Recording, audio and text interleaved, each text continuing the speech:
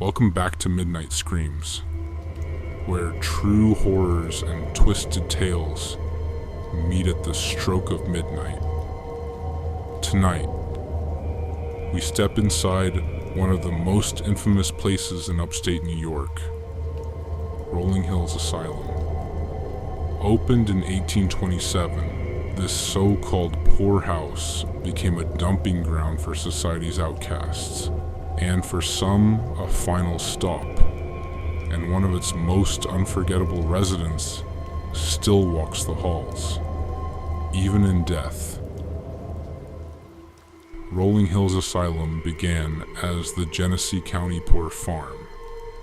It housed the unwanted, the mentally ill, the elderly, the disabled, and even criminals, locked under the same roof. With overcrowding, underfunding, and abuse behind every door, it quickly spiraled into something far more sinister. Hundreds died here. Many were buried in unmarked graves, but not everyone was forgotten. One patient, Roy, stood out. Standing over 7 feet tall, Roy suffered from gigantism. He was gentle, quiet, and tragically misunderstood. He died in isolation, but he didn't leave. Roy is now known as the Shadow Man. Visitors describe a towering black silhouette with glowing eyes, often standing silently at the end of the hallway, near the old men's ward. At first, most assumed he was a typical apparition, unsettling, maybe aggressive.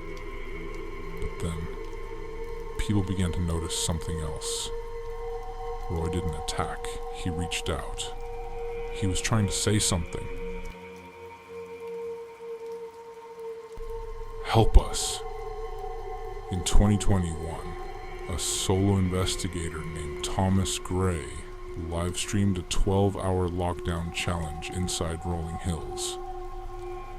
Known for debunking haunted claims, he was skeptical from the start. Around 2:13 a.m., viewers watched as Thomas stood in the hallway, motionless.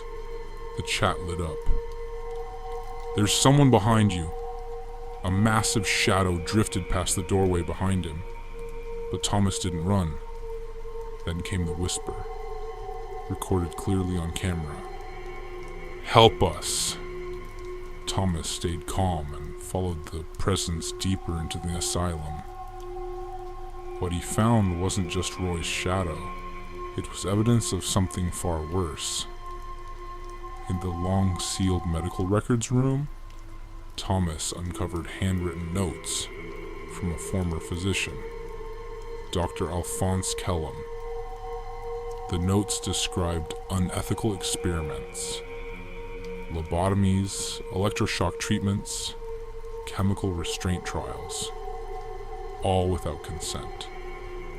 Some patients were strapped down for days, others disappeared entirely. Thomas realized Roy wasn't the danger, he was the warning. Roy had been trying to expose the doctor's ghost, the real power still lurking in the asylum. A cruel spirit, obsessed with control, still running his ward long after death. Before the livestream cut out, Thomas said one final thing. His stream froze on the doorway of the surgical wing, where no one has dared enter since 1986. 2 days later, Thomas resurfaced, shaken and silent.